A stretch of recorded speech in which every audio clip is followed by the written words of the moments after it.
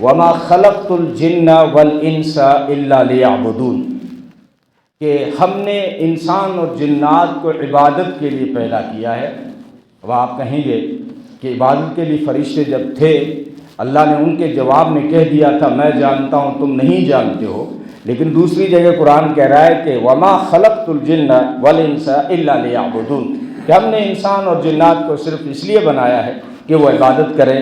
تو علامہ آلوسی رحمۃ اللہ علیہ قرآن کریم کی جتنی بھی تفسیریں ہیں اس میں سب سے اہم اور عربی تفسیر ہے علامہ آلوسی رحمۃ اللہ علیہ کی تفسیر روح المعانی۔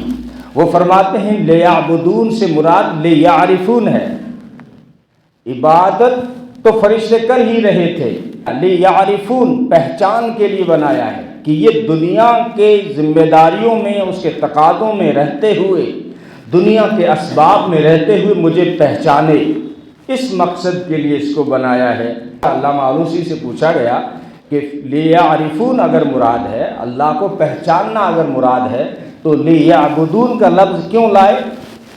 تو فرمایا اس لیے لائے کہ جو بھی اللہ کو پہچاننا چاہتا ہے وہ عبادت کے راستے سے آئے۔ ایسا نہیں کہ وہ پڑھتا نمازی بھی نہ ہو اور کہتا ہے میں رب کو پہچانتا ہوں، یہ دھوکہ ہوگا اس کو۔ اس لیے پہچاننے کا جو مقصد تھا اس کو عبادت کی شکل میں بیان کیا کہ تم جو ہے اگر اس کو پہچاننا چاہتے ہو تو عبادت کے راستے سے آؤ، لیکن تمہارا مقصد لیعرفون ہے، پہچاننا۔ تو اس لیے سب سے پہلے اللہ رب العزت نے جو حکم دیا انسانوں کو وہ یہ تھا کہ اقرا، پڑھ، علم حاصل کر، تعلیم حاصل کر، کیونکہ آپ کو اس دنیا میں رہتے ہوئے، چیزوں میں رہتے ہوئے اس کو پہچاننا ہے۔ دیکھا نہیں تم نے، اللہ کو دیکھا نہیں ہم نے، چیزوں میں رہتے ہوئے۔ فرمایا تفکروا فی خلق اللہ ولا تتفکروا فی اللہ، اللہ کی مخلوق میں غور و فکر کیا کرو لیکن اس کی ذات میں غور و فکر مت کیا کرو۔ منع کر دیا، اس کا ہاتھ کیسا ہے، شکل کیسی ہوگی، منع کر دیا، سوچنا ہی نہیں۔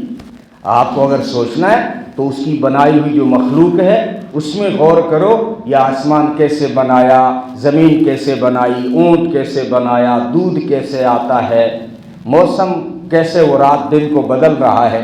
تو ان چیزوں میں اگر تم غور کرو گے تو یہ بھی علم کا حصہ ہے، جس کو آج کی زبان میں سائنس کہا جاتا ہے۔ سائنس عربی کا ورڈ ہے، کسی چیز کی تہ تک پہنچنے کو کہتے ہیں، غور و فکر کے راستے سے کسی چیز کی تہ تک پہنچنا، یہ سائنس ہے۔ اور قرآن کریم نے حکم دیا ان فی خلق السماوات والارض واختلاف اللیل والنہار لآیات لأولی الالباب، کہ آسمان اور زمین کی پیدائش میں، رات اور دن کی تخلیق میں، گردش میں ہم نے عقل والوں کے لیے بڑی نشانیاں رکھی، یعنی وہ غور و خوض کریں گے، آسمان اور زمین کے بیچ میں جتنی بھی چیزیں ہیں اس میں ریسرچ کریں گے تو ہر چیز میرا پتہ بتائے گی۔